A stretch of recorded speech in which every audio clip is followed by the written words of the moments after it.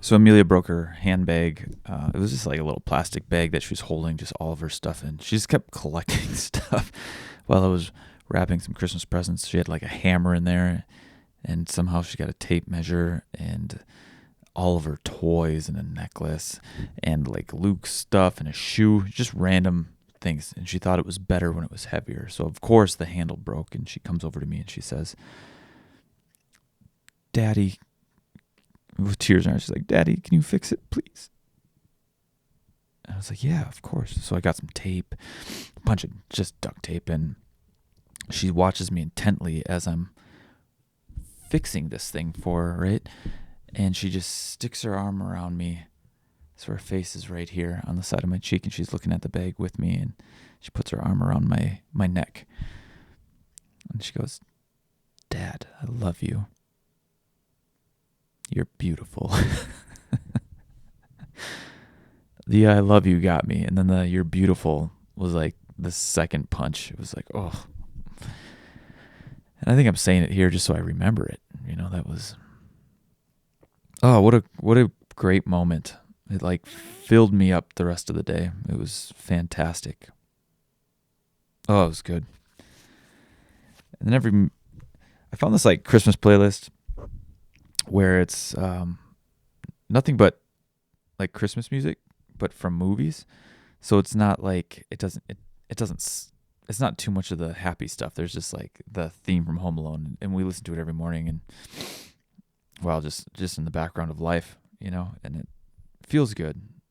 And there's all these songs from like Scrooged, or A Christmas Carol. Scrooged is the Bill Murray version.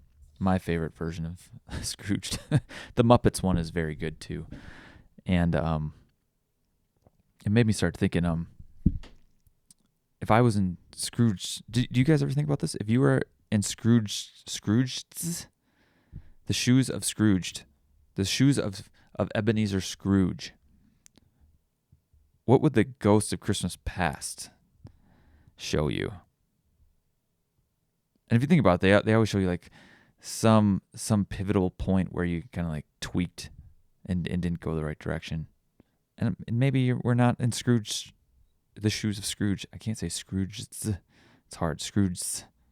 Maybe that's the best part of this podcast today, is trying to say Scrooge's Scrooge's shoes. And I don't know, a lot of those have to do with like regret. And I'd like to talk about like regret today. And I don't, when I think about my past, I feel like I don't really have a ton of regret. It just leads me to where I am now, Yeah, but regret's a funny thing. Because I don't have it, but there are things that I think about a lot that I feel like I will regret if I don't get to them.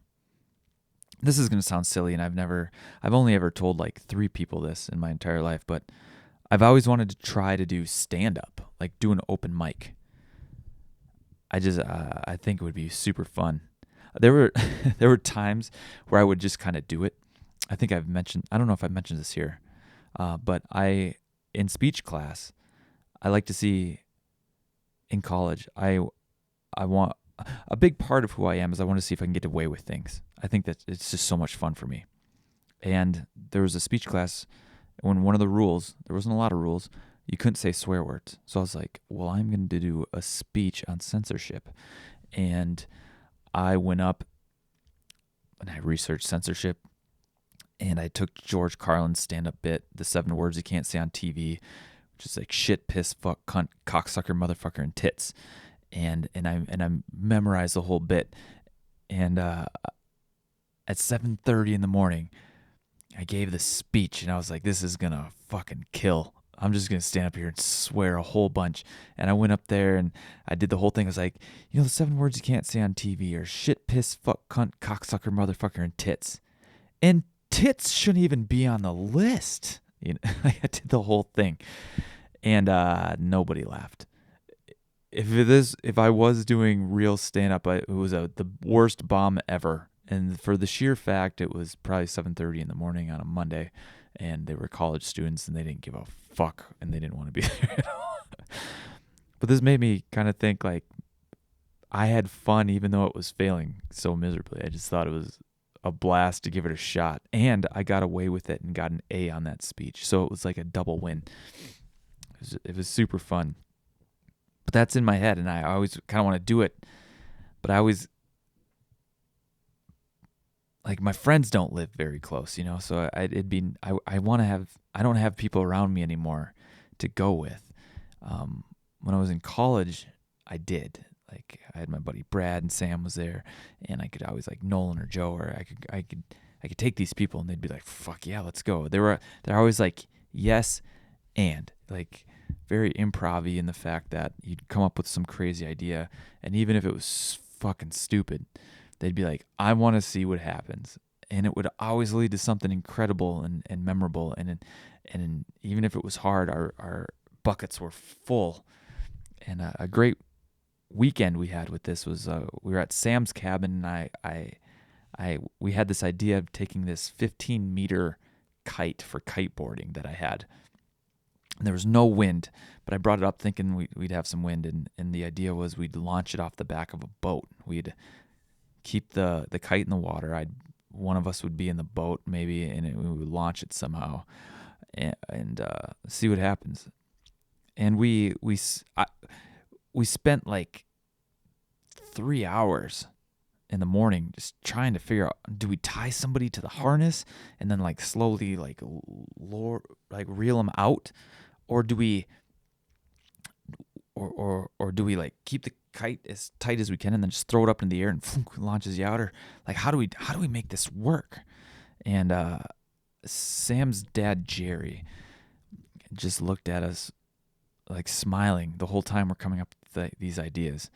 And 2 of us had master's degrees, and the other 2 were in these high caliber like majors. And we looked at Jerry, we're just like, what?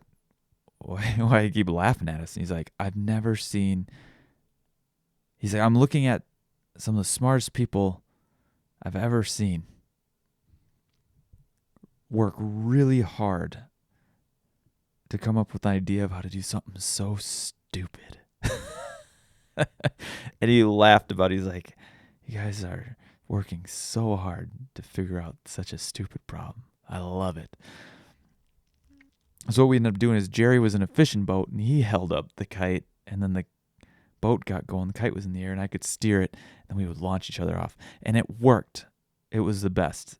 It was the best. And I feel like the people I'm around with here, I will say this, there's even videos of it online. It was the best because someone could even hold on to me and launch me out of the boat. Or they could hold on to me, and 2 of us would fly out of the boat. Jerry even held on to me, and I yanked him up into the air out of the boat. I even yanked Sam's mom out of the boat. It was awesome. And those are like yes and people. And I don't have a lot of those around me down here anymore. And so when I talk about the stand-up thing, I'm like, I kind of just want to tell somebody the idea, and they're like, yes, let's go. I'll watch. Or I'll go do stand-up too. And yeah, I don't know why I can't just go do it by myself. It just doesn't feel as fun. It's fun, kind of like having some partners in crime, kind of a thing, or doing something with your buddies. You can talk about it afterwards and be like, holy fuck, that went awesome, or holy fuck, that went terrible. Either way, you're laughing about it on the way out. And with stand-up, I have the same thing with like an improv. Improv feels a little different, where like maybe if I just did that one, I would find those people. Those seem like the type of, I mean, I described it like yes and, right? Like people who say yes and to life. I feel like if I went to an improv place, maybe I'd find other people who just kind of do the same thing in life. Pole vaulters are a lot like that. I found like a great group of those guys and girls who are the same way. That's part of what I love about the community so much. They were in skydiving too when I was doing that. So I don't know, maybe I just got to get on my own way. But when I think of the Ghost of Christmas Past, I think that maybe my time hasn't come, and maybe that regret if I don't do this sooner than later. I feel like it's sneaking up on me. Maybe it's because I'm about to turn fucking 40 on the 16th. It's freaking me out a little bit. It's not really freaking. I'll talk about it next week. I'll do a whole talk about that. But yeah, Ghost of Christmas Past. I think that's where I think about, and those things sound really hard, but like, oh man, it like gets me excited and kind of fills me up when I think about it. I think about it a lot. I like really respect like stand-up comics who can just. I feel like they get away with stuff too. Like you're not supposed to say that, but you got away with saying it somehow. There's fucking something cool about that to me. I don't know. I like doing that, and I've done it in videos, and it's just not the same because you don't see the reaction. I've seen the reaction once. I made a video for the Pole Vault Summit, and this is probably one of my most memorable things I've ever made. Is I actually got to. There was a room of like 5,000 people. They played my video on these big screens right in the beginning. I like launched the Pole Vault Summit. I did like a spoof of how if you go to the Pole Vault Summit, it's a lot like becoming a Jedi. There's like these masters, and Star Wars just came out and stuff, and I gave Mondo the world record. He wasn't the world record holder yet, but I gave him a lights. I made his pole turn into a lightsaber, and the entire place erupted with like whoa, and oh, that was fucking awesome. I wish you could put that in a bottle and hold on to it. That was pretty cool.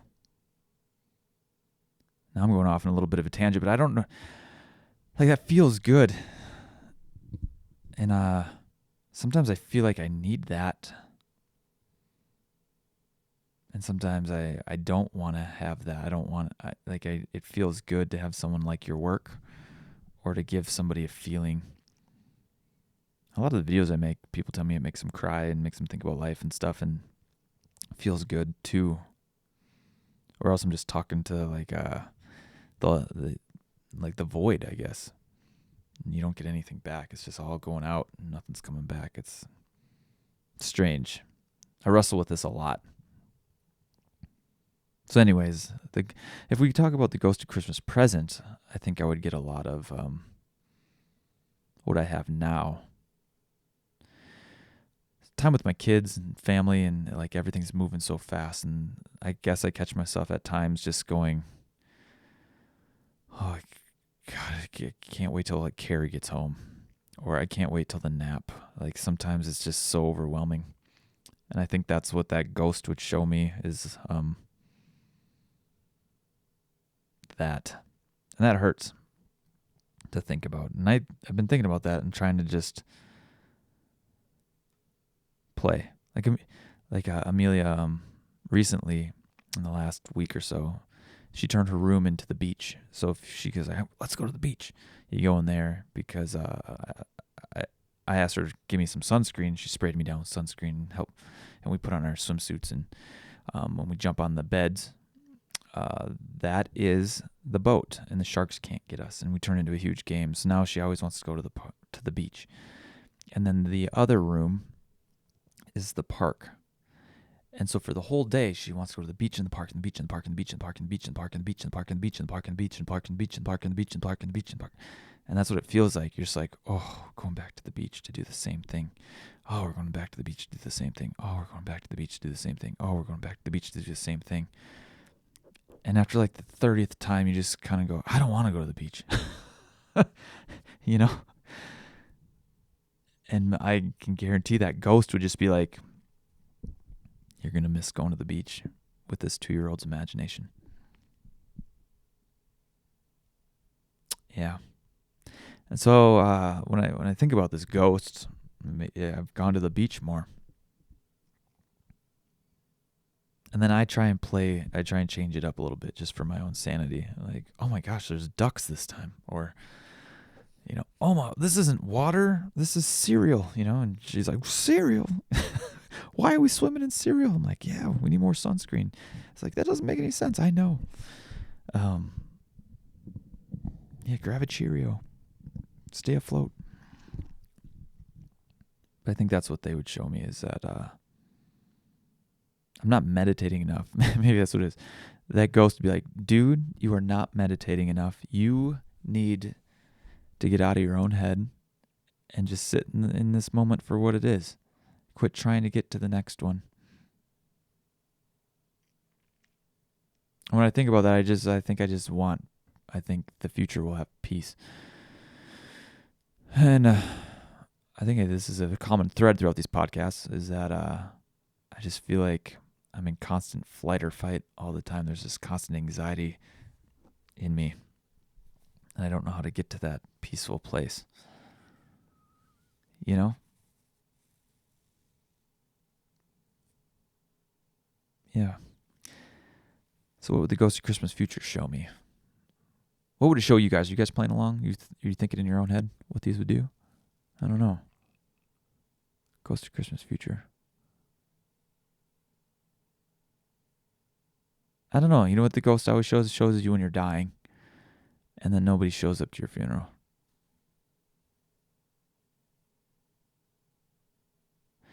I wonder if mine would flip on its head. I feel like an asshole saying that. Like if I show up and there's just more people that I thought, like random acquaintances of maybe impacts I've had, without realizing it. That would be the kicker, right? It's the opposite of what happens in the Scrooge thing. It's like, oh man, you think your life, it'd be like It's a Wonderful Life. Maybe that's how it would be for me. It'd be like, oh man, no man is a failure who has friends. And then there's just like a bunch of people who you didn't realize were your friends or that you had an impact on. And that's what the ghost shows you, or shows me. And then I fucking blast back, right? I blast back into where I am now, and with this newfound wisdom of I see my past and I see my present, I see my future, and I don't know how I would change things.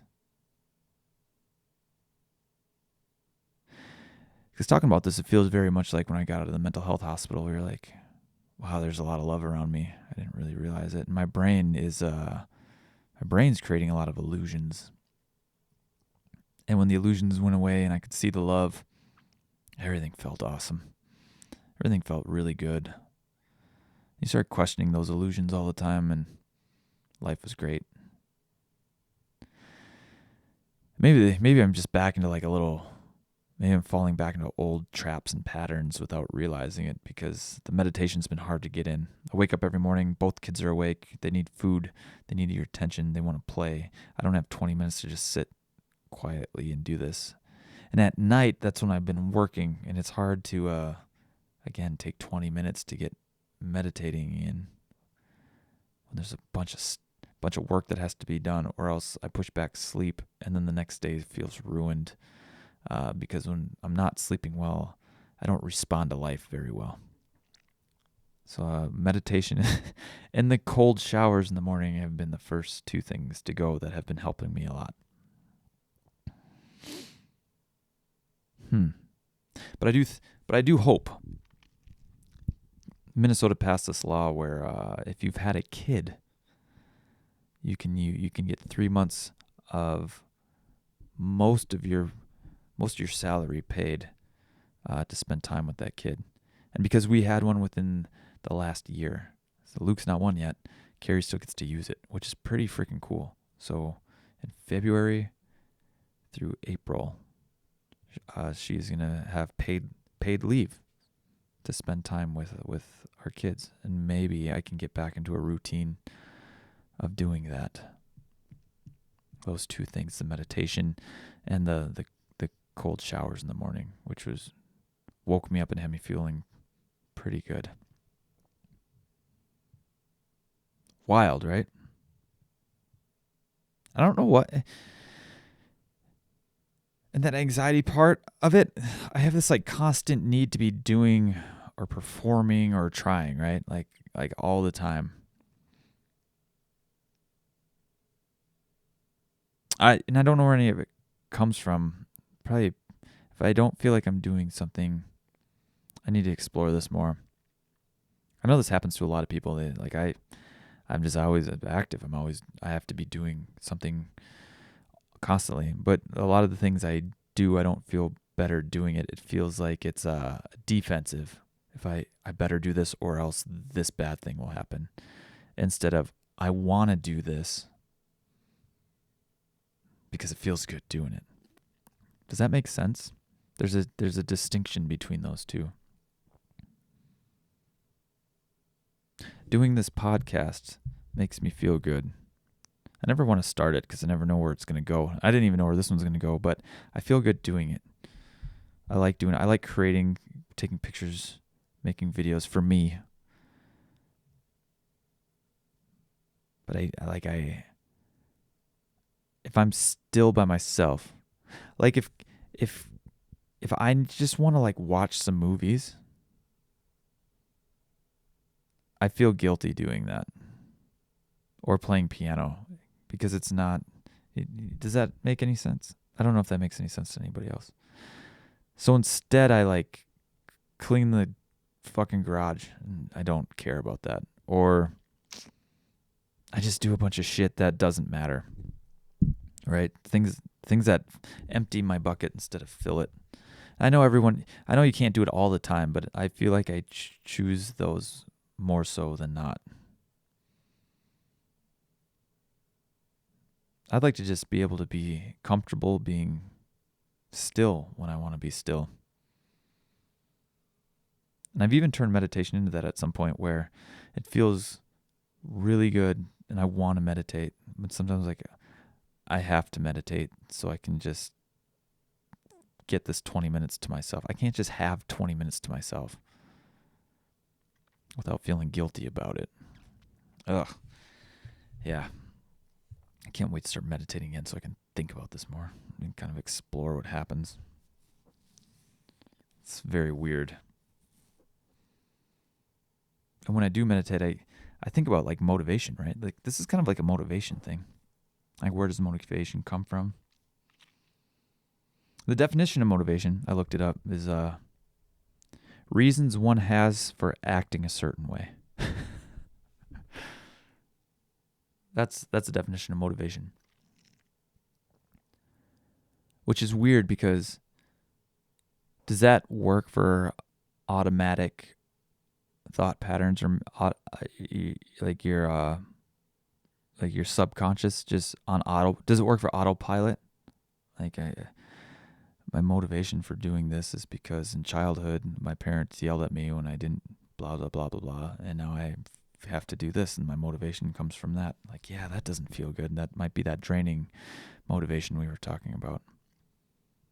Instead of like something that fills you up, like, oh man, how excited do I get if I did go do stand up, if I just tried it, if I just did an open mic, if I just did like, I don't know how long they give you, 5 minutes or something. You're like, I'm just gonna go tell a story for 5 minutes. I'm gonna try. It's gonna be fun. It's just gonna be fun to get in front of people, trying something crazy and weird. It's gonna be wild. Reasons one has for acting a certain way. Could you lump it? Could it be as simple as things that fill your bucket and things that empty your bucket? Could it really be that simple if you break it down where your motivation comes from? I think I'm kind of back to doing things that drain my bucket all the time. Most of the time. So I'm kind of operating out of an empty bucket a lot. You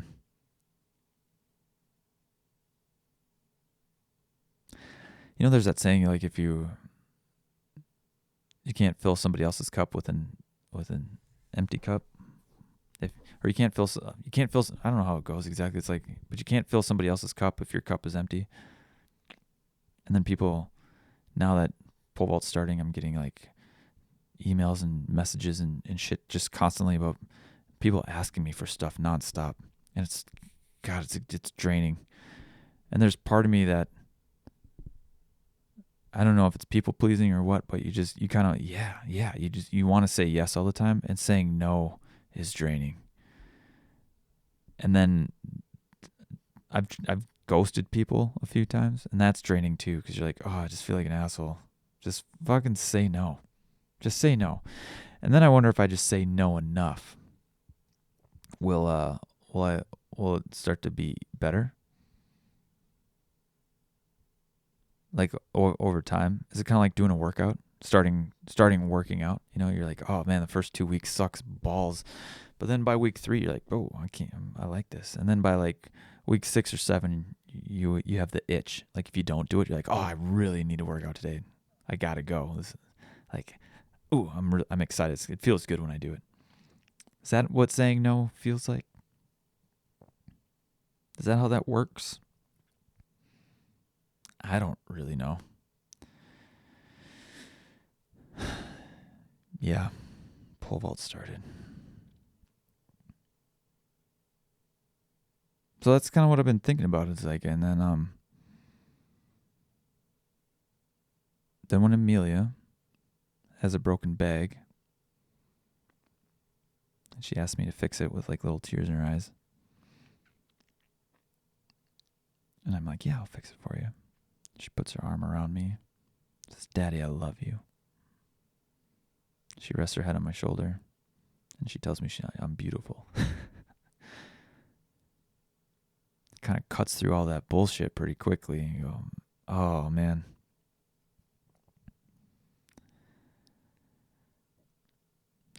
That's a reason to act a certain way, that's motivation right there.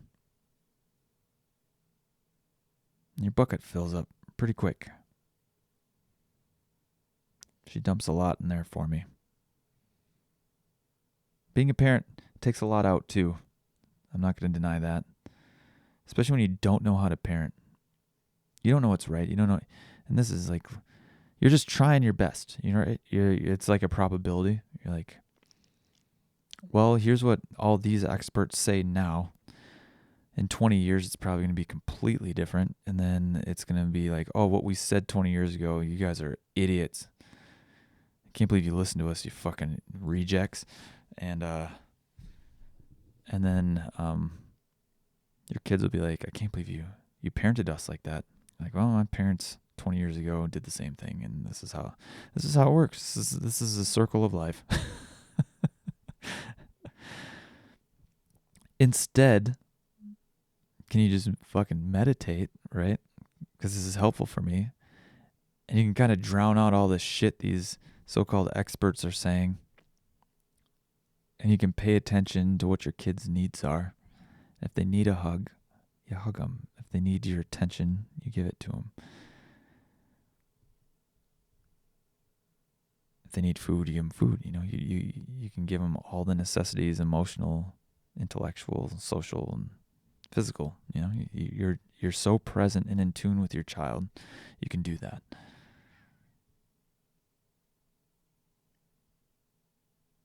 And sometimes I think my problem is my cup has holes in it, and I'm trying to patch it while I'm trying to fill theirs up at the same time. And I guess that's hard. That's a really weird way of thinking about that, but that's definitely what it feels like. Trying to fill up my kid's or my kids' cups when mine isn't full all the time. I don't know how to get it full.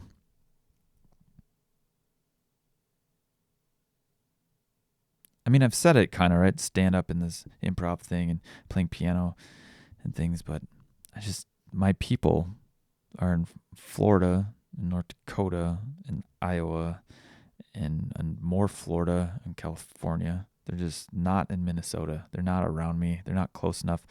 The people who are around me are like, why would you want to do that? I'm surrounded by why people instead of why not people. I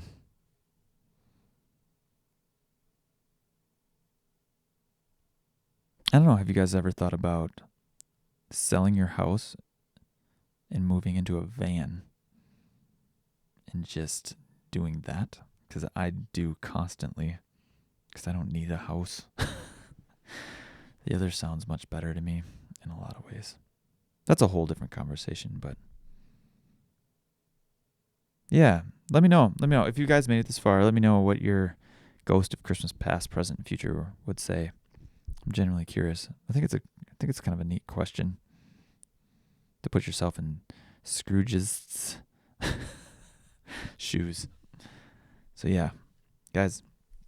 Hey, thanks for hanging out with me today. I think I'll talk about turning 40 next week. It's just weird. Turn 40 on the 16th. Today's the 9th. God damn, it's like 7 days away. All right, well, I love you. Life's meant to be experienced. Curiosity will get you there.